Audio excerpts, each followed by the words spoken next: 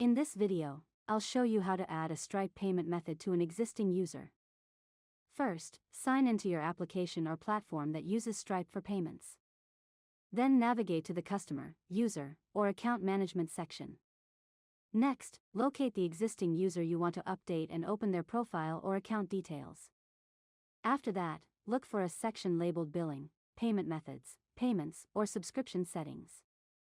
The exact name may vary depending on the platform you're using. Now, click Add Payment Method or Update Payment Method. This will typically open a Stripe payment form where you can enter the customer's card details or other supported payment methods. Next, enter the required payment information and save the changes.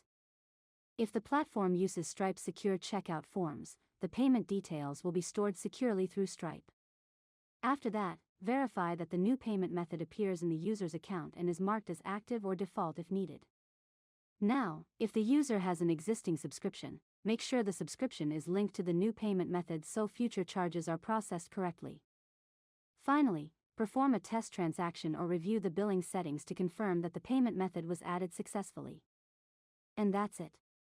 You've successfully learned how to add a Stripe payment method to an existing user.